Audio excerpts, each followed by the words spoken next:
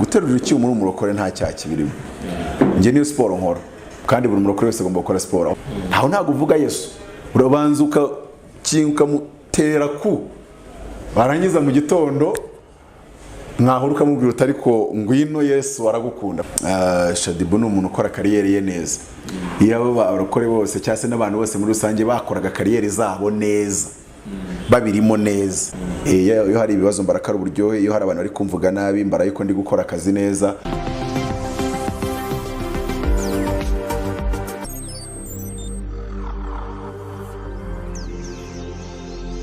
Nongeye kubashimira abakunzi ba Kwezi TV, bashimira yuko mukunda kandi mugakurikira ibiganiro bitandukanye tubagezaho. Uyu munsi turi kumwe na Apotre Mutabazi, ntabwo ari mushyashya kuri Kwezi TV. Ngira ngo no kuba atari mushyashya wenda yaba n'ingingo twaganiraho uyu munsi. Apotre Mutabazi, tuzi ko umwaka wa 2020 menshi uvuga ko wababereye mubi. Ntiwabaye mwiza kuri wowe kuko nzi ko n'umwaka Apotre Mutabazi yagizeho muri kare yayo mugita amavuta niyo yakoze cyane.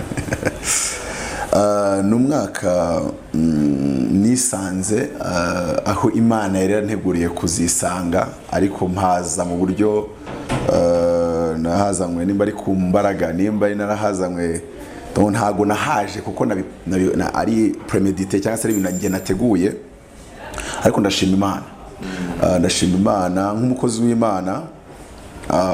Ubwo nimba hari abatanze uretse ko byabitangaje. Banyita Apotre Mutabazi, ndi umwanditsi w'ibitabo 55, nakomeje no kwandika.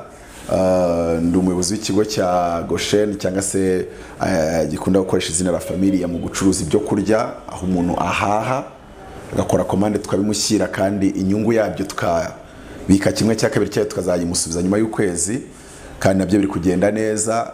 Nshimira abanyarwanda, ikintu cyanunguye ahubwo hari n'abanyamahanga bayihahiramo, akahaha ibyo kurya tukabyoherereza umuntu ashaka guhahira mu Rwanda.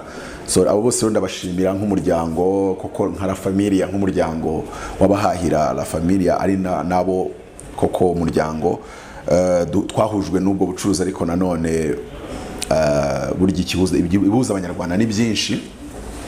Rero nkavuga ngo kandi n'abandi bagiye bankurikira kuri channel yanjye yitwa Apostle Mutabazi Official y'umuntu, n'abantu wenda bankurikira bankunda, wandika muri YouTube ngo Apostle Mutabazi Official ukahita ubona aho hantu. Nari mfite intego yo kugeza subscribers 2000, ndabona ntarabageza neza, ariko ndabayinga.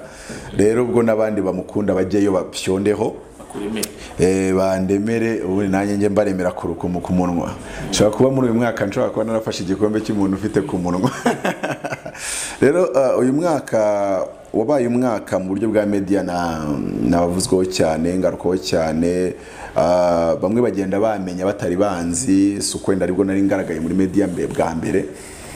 Bimwe biza bisa naho kuri bamwe bibaye bibi, kuri bandi biba byiza, nuko abantu bamera bose ntibumva ibintu kimwe, kandi hano umunsi warimwe abantu bazigira bumva ibintu kimwe. Byabaga binatangaje ko na Yesu yabaga ari kumwe n'intumwa ze 12 agashiduka agiye kuzisiga, ariko agasanga hari abo batumva ibintu kimwe, kandi amaranye nabo imyaka 3 n'igice, buri munsi abatera siyasa, buri munsi abatera ingingo, buri munsi abigisha amahame y'ubwami bw'Imana. Ariko yajya kubangaragiye Petero ati wigenda, akamubwira ati mva inyuma Satani. Urabona yuko byanga bikunda ahantu hari abantu benshi, ntago bose babona ibintu kimwe. Ariko nge rero nawufata nk'umwaka wabaye mwiza ku muntu wabashe kubyaza umusaruro amahirwe azanwa n'ibibazo. Buriya buri kibazo cyose kiza gihetse igisubizo. Buri kibazo cyose kiza kirimo n'amahirwe y'impinduka, kuko hatari ibibazo biragora ko hashobora kuba impinduka. Rero ibibazo iyo byaje ni amahirwe aba ari meza kugira ngo habeho impinduka, zishobora kuba mbi cyangwa zikaba nziza, ni wowe uhitamo. Rero abantu bashoboraga, wabaye umwaka wa lockdown. Abantu bamwe baravuga ngo twagize 2019 lockdown, 2021 niyo ngo 2020 nta nubwo wari umwaka wa lockdown, ko mu kwa gatatu twahise dushatinga ibintu, turinze tugera mu kwa 12. Urabibona ko ibintu bigize gusa ni igihe cy'abantu bagomba gukura mu bwonko, ubwonko bwabo bugatekereza ku yindi angle, ndetse bugatekereza mu bundi buryo, ku buryo bwo twazanasohoka muri lockdown. Ubwenge twakuye muri lockdown butuma abantu bakora ibintu birenze, cyangwa se bakoresha style n'uburyo batigeze bakoreshaho na mbere, kandi bukarushaho kugenda neza. rero abantu bajye bumva ko every challenge is an opportunity. Buri kintu cyose kije ari nk'ikiguhinyuza kiba ari n'amahirwe kuri wowe. Nanjye Mutabazi iyo abantu bagiye ari abakanuka abandi mahirwe nanone ugomba gukoresha. Rero muri ayo mahirwe narayakoresheje neza. Reka ngere mu bimwe mu bintu bagiye mbona mu makomantere abantu bagarukaho nk'ikintu cyo kuvuga yuko ushyigikira cyangwa se ukunda Shaddy-Boo n'ahantu hishuze barwaye ngo wamuvuga butumwa ukunda Shaddy-Boo.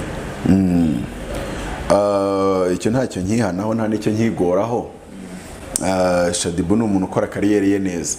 Iyo abo barokore bose cyangwa se n'abantu bose muri rusange bakoraga kariyeri zabo neza babirimo neza, ngiye mbonye umuntu ari mu kintu nawe ntemeranya nawe ariko nkabona muri icyo kintu akabisa aramaramaje kandi abikora neza, uwo nguwo navuga ni kuri icyo ndakubashye.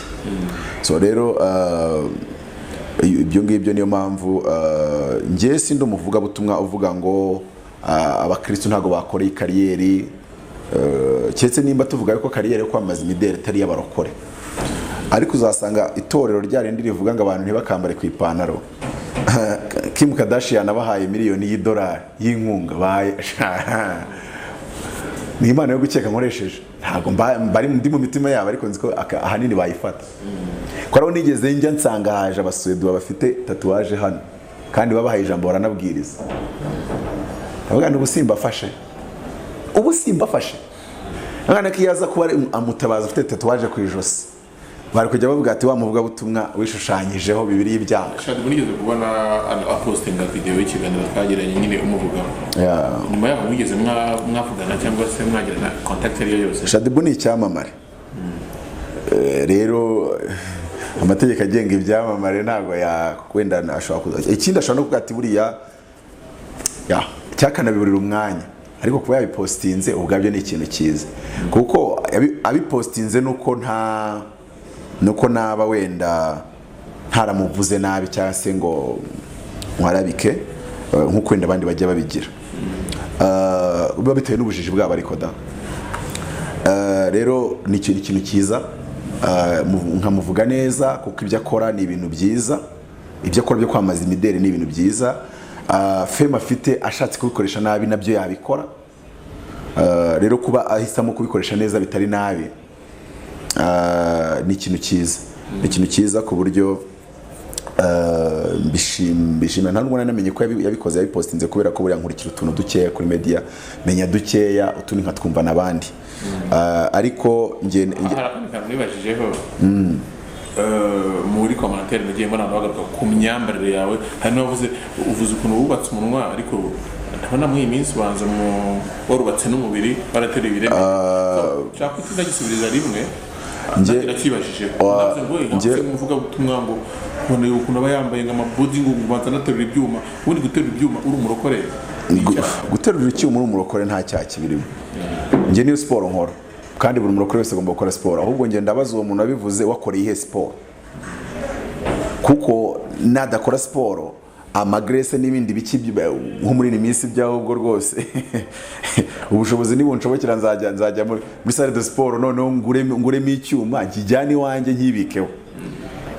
Na lockdown ziba zihari, ingendo zitateganyijwe tuzigabanya n'igihe usanga kujya muri gym bitari gukunda. Noneho icyo gihe mbe mvuga ngo noneho iyo ndi iwanjye nshobora gukora icyuma karitere gatoya k'ibiro 15 cyangwa 20, ntabwo burya mpamvu yo gutera ibirenze ijerekani y'amazi. Ariko ni siporo nge nahisemo niyo nkora kandi kuva na kera ntarakizwa nateruraga icyuma nkanakina kung fu yo naraye nabaye senushe n'uyihagaritse. Ubu nanyatatse nare kuri sengesho nkareba ko ryahagarika iyo ku ntago navuga ubuso nabyibuka, ntago nakibuka yuko nagombaga kugira ukuntu. Ariko buriya biba byaragiye bikajya indani muri we n'igihe washiduka umuntu akwatatse bakabona uguye muri position bati tumukozi w'Imana aswagara muri maobo cyangwa se singbo kubera ko abantu benshi bazi za karate batazi kung fu. Ayo magambo nyine nama terme y'amaposition atandukanye muri kung fu: maobo, singbo, taobo, chap swimming swan. So ibyo nabiretse aciye imyaka myinshi, ariko ntabwo nakureka siporo zose. Siporo yanjye rero yindi ni uguterura icyuma. So, urumva rero yuko wenda keretse nimba ashaka kunyereka umurongo wa Bibiliya ugaragaza yuko ubundi muri missiology hari abantu bagiye kwiga missiology Uganda babigisha taekwondo. Noneho abapasiteri bibaza uburyo umukozi w'Imana yigishwa taekwondo. Baravuga ati none ugiye mu gihugu ukabwiriza ubutumwa bwiza bwa Yesu, umuntu w'umukonikoni cyangwa se ubandwa cyangwa se uraguza cyangwa se utera inzuzi akagutegera nijoro mu gakaritsi akagutera amakuru, wabigenza ute? Ntago uvuga Yesu, urabanza ukamutera ku, barangiza mu gitondo mwahura ukamubwira uti ariko ngwino Yesu aragukunda, kuko hariya muri kariya kabwibwe ntago bari buvuge ngo Yesu, nta nubwo bari mureka nkubite ngo ndi kuba ngo maritira, ntago ariko baba maritira. So rimwe na rimwe rero abantu muri biri bivuga ngo ukubise urushyi mu musaya, ni ibya Bibiliya bisaba kuyoborwa n'umwuka ukamenya ugukubise umusaya uhindura umusaya, guhindura umusaya bivuzwe muri iyo context kandi bizakoreshwa hehe. Burya rero ni ibintu abantu bagomba kumenya bakanabizirikana. Rero umwaka wanjye wangendekeye neza, cyane cyane yuko ngewe iyo hari ibibazo mbara yuko ibintu ari uburyohe. Iyo hari ibibazo mbara kari uburyohe, iyo hari abantu bari kumvuga nabi mbara yuko ndi gukora akazi neza. Ngewe uriya umuntu ntera ubwoba ni umuntu mba munasa n'uwemewe n'abantu bose, ntangira gukeka yuko nta n'icyo amaze. Niyo utangiye kwemerwa n'abantu bose, nese ari Yesu ntiyemewe n'abantu bose, yarinze agenda abantu ari bo bamubambye. Urumva yuko kubambwa kwe ari byo byari birimo igisubizo cy'isi, akaba yarabambwe n'abantu ko bamurwanya, byanga bikunda kuba bakurwanya ni ikintu cyiza si kibi. Ikibazo ahubwo ni ukuvuga ngo bose bakurwanya nanone byaba ari ikibazo, ariko na bose bakwemera usanga ari ikibazo. Rero bisaba yuko uraho hagati, byanga bikunda umuntu wese uzana impinduka, reka mvuge muri sanse umuntu wese uzana impinduka. Rero Mutabazi umuntu mutegereje kuzamubona akora umurimo nk'uko abandi batumishi bawukora, yaba icyo kintu yacyumvishe nabi. Ikindi nk'ubu mba niyambariye nka t-shirt niguriye 700 yanjye, uretse ko ubucago bayihagaritse ni danger. None se ya makositimu bifungamo abatumishi bagafunga, ushobora gusanga ishati bigura 35. Nese umuntu ndakarira hari turo ryenze ku buryo yo 35 azaho nyikureze yerambara t-shirt kandi kuberwa nkishyiramo ko naberewe, ko ibintu byose ni mu mutwe. Ibintu byose ni mu mutwe. Ubundi nkikubitiramo agakweto kanje kaho ngaho nakagendesha ku kirenge nkabona biravamo, ubwo arazaza nabambwire ngo kandi ngo kubitamo congo. So mu byukuri rero abantu Mutabazi icyagufasha icyafasha abantu ntutegereze yuko abavuga butumwa buriya bagishyiramo ntibabimbwire. Ariko Mutabazi sintegereje kuzemeza abantu bose. Nge nana prefera yuko no mubavuga ko bankunda bamwe bavamo rwose bakagenda agasigaramo bazima beza babandi uvuga gutaba ngaba. Na Yesu yajyaga abwiriza akazi 10,000 akabwira ati nge mutsimo w'ubugingo, bati turigendeye ubwo utari buduhe ku migati. Rero ntabwo byari ikibazo kuri Mutabazi, sinanga abagenda ahubwo nkunda abagenda, nkakunda n'abagaruka, kuko ugiye akagaruka buriya bazi kimugaruye. Nkunda n'abantu ashobora kuvuga ati 2-3 tuvuga simbyemera ko kuri iyi ngingo turemezanya, none twaya duhura tukaganira kuri ibyo twemezanya, kuko kira tutemezanyaho cyetse ushaka ko duterana amakuru naho ntaho twahuriza nyine bifate gutyo. Ubwo nyine hari ibyo uvuga bikarenga ubwenge bwanjye.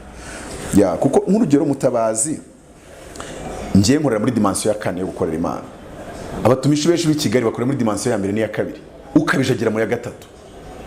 Nese urumva nyine ibintu mvuga bigomba gusiga ubwonko bwawe. Dimension ya 4 nuvuga ngo uhuza science, economy, politique, showbiz, ubucuruzi, bese ubwenge bw'isi n'ubuyobozi na tekinike zose zikoreshwa mu isi, ukazikombera na Bibiliya n'ubunyamwuka, byose kaba nta kintu na kimwe usigaza inyuma. Ndumva ngo nta na kimwe gisigara. Ushobora kubura umukozi w'Imana. Hari bamwe mu bavuga butumwa ataguye ikiganiro kugira ngo murabonye ngo mushyiraho ngo n'ibiganiro bya politiki. Hari abantu bamera gutyo. So nyine uburyo bw'ubushobozi bwe bwa Imana yamuhaye, kandi n'Imana iwe yabimuhaye, ntabwo buba bushobora kudijera ibyo bintu byose cyarimwe. Anabigiyemo yakora amakosa menshi, ariko nge ni Imana yabintumye. Nuvuga ngo njyaho kugira Mutabazi mbwirize ngabasambanye n'imwihane nihanagura icyuya, Imana iraje bavune, kuko ndi nyine bavuga butumwa babikora, uretse ko ari n'amakosa buriya. Ivuga butumwa ry'iterabwoba ntago Yesu igeze, ariko ntago ari ryo. byemerwa gusa yari Imana yabigutumye ikakubwira ati giye kuvuna abantu, ariko wowe kuza ukabihimba akaba aribyo ugira inyigisho yo kuwa mbere no kuwa kabiri no kuwa gatatu. No, buriya abantu bagomba kumenya ikintu kimwe, ubugingo tubuhabwa kubwo kwizera, none ahubwo kubwo kwitondera amategeko tugahabwa umugisha. Akora kumvisha, tugahabwa dominion, ubutware, kuko muri Adamu twari dufite dominion over the earth, tierra, twari dufite ubutware ku isi n'ibitaka, isi n'ibitaka. Noneho muri Kristo dufite dominion over the cosmos. Cosmos nicyo twita world. Noneho ni isi n'ubuyobozi n'abantu n'isoko n'abakiriya, aho niho tugomba kugira dominion, kuko ijambo ry'Imana rivuga ngo dufatamira ibitekerezwa mu mitima kugira ngo tugomerere Kristo. Ariko kubera ko Bibiliya twayigishijwe nabi, erega abantu bacyafite ivugabutumwa ryazanywe n'abakoloni. Abantu niba badasohoka mu ivugabutumwa ryazanywe n'abakoloni bizabagora. Rero nkavuga ngo Imana niyo yansanze irambwira ngo ndashaka kuzawukoresha ukajya ugira influence mu buryo bwa economy na politique ku bihugu byinshi, hatagira ubyumva vuga gutya gayo ndashaka kwiyamaza mu Rwanda. Naba nkomwe mu nkokora muri vision yanjye. Vision yanjye nuko nazana mu Rwanda nkatanga ubujyanama mu buryo bwa politique na economy, ku cyumwe nkajya kubwiriza mu rusengero, kandi buriya niyo mbwiriza mu rusengero buriya ntawe utagira ngo biba biri kure yaho ngaho.